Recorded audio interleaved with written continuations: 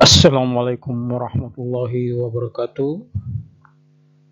Selamat pagi, salam sejahtera, dan salam prestasi dengan sebutan BP3IP The Master. Pada pertemuan yang ke-20 ini, kita akan membahas Lootline and Draft. Mari kita bahas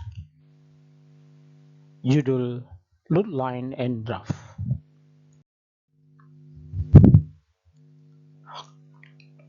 Pada pertemuan yang ke-20, dalam section 27 Lootline and Draft Marks. 1. Identify structure component of the ship plan and drawing as follows. A. Frame, floor, transfer form, deck beam, knees, and bracket. Part B. Self-planting deck, tank top, stringer. Part C. Bucket and Steveners pillars.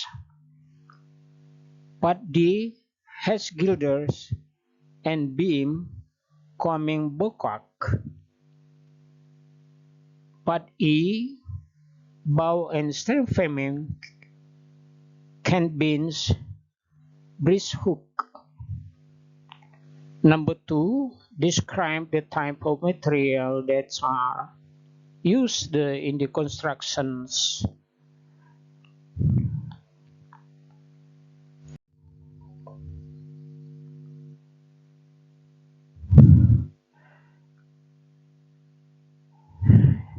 Now go back to the loot lines. The main loot line is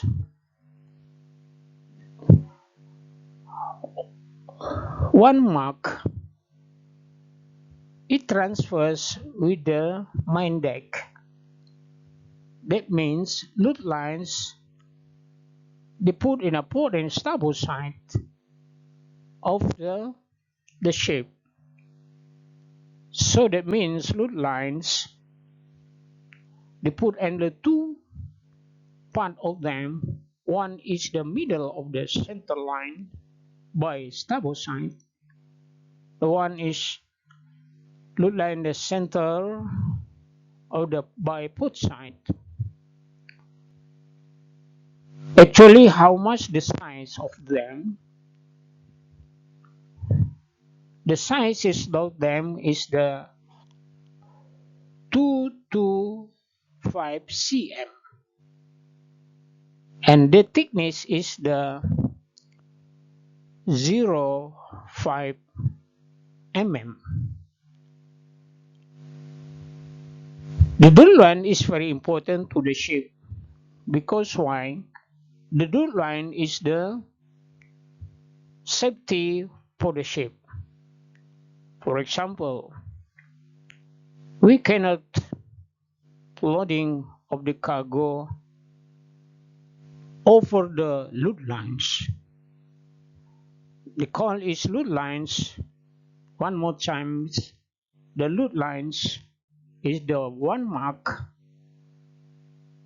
behind of the main deck, and then the welding in the middle of the ship by port side and starboard side. Itulah yang dinamakan loot lines. Jadi sekali lagi, loot lines adalah garis yang diletakkan di tengah-tengah kapal di bahagian luar daripada kulit kapal. Itu diletakkan di dua sisi. Sisi kanan starboard side, sisi kiri adalah port side. Jadi loot line itu diletakkan di tengah-tengah kapal dan diletakkan di dua sisi, sisi kiri dan sisi kanan. Baik, saya harap Anda mengerti dengan load lines atau yang disebut dengan garis muat. Sekarang kita beranjak kepada draft marks. Now we are talking about the draft marks. Draft mark is the one vertical line count from the keel until the sea surface until to summer. One more time, draft mark is one vertical line count from the keel until to summer. Jadi pada kesempatan ini adalah satu rangkaian load lines dan draft mark, garis tanda muat dan syarat atau tanda syarat. Seperti yang saya sebutkan, syarat ialah garis tegak lurus yang diukur dari keel atau lunas hingga ke summer. Tentu kita akan bertanya, summer itu apa sih, Cap? Summer itu adalah suatu tanda maksimum muatan yang akan dimuat pada kapal tersebut pada saat lokasi di summer atau di tropik. Itulah yang dinamakan dengan summer. Nanti akan kita lihat apa yang disebut dengan summer tersebut ada pada plimsoll mark. Jadi sebagai contoh,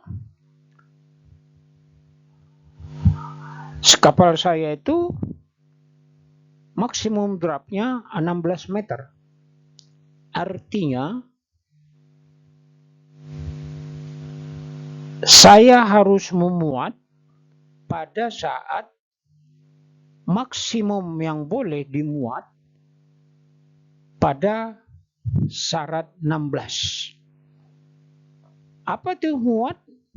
Muatan itu termasuk selain daripada muatan, balas, fresh water, bunker, bahan makanan, dan orangnya juga dengan yang disebut dengan tambahan atau kita selalu sebut dengan tambahan seperti muatan-muatan lainnya. Jadi draft 16 tersebut kita sudah harus memuat yang disebut dengan displacementnya hanya sampai 16 meter. Seperti kapal saya, maksimum draftnya 16 dan dia bisa memuat 135.000 ton. 135.000 ton itu sudah termasuk yang dinamakan muatan, bahan bakar, balas, inventory di mesin, inventory di dek, termasuk orangnya. Kalau orangnya tidak begitu besar. Dan ada yang disebut dengan tambahan lain. Itulah yang disebut dengan draft marks. Seperti yang saya sebut tadi, kita akan membicarakan beberapa section Ada yang disamakan dengan nomor 3, describe and illustrate standard steel section. Jadi di situ menerangkan dan ilustrasi standard steel section. Ada A, flat plate, offset back plate, equal angle, unequal angle, channel, dan T. Anda akan bisa melihat dan memperhatikan materi ke-20 ini yang telah di-upload oleh pihak penyelenggara, dan sekarang akan saya terangkan,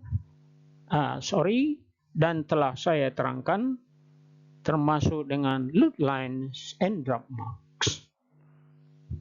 Karena waktu tidak mengizinkan, cukup sekian pertemuan kita di dalam yang drop marks. Sekali lagi akan saya ulangi, load line dan drop marks adalah load lines, garis dek, garis horizontal yang ditandai di tengah kapal di setiap sisi kapal.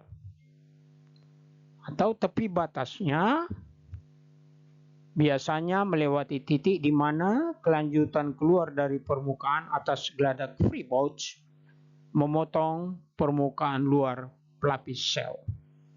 Jadi diletakkan pada freeboard di permukaan perpotongan dari pelapis sel atau plat kapal.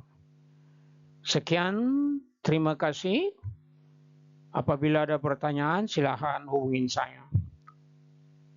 Cukup sekian. Assalamualaikum warahmatullahi wabarakatuh.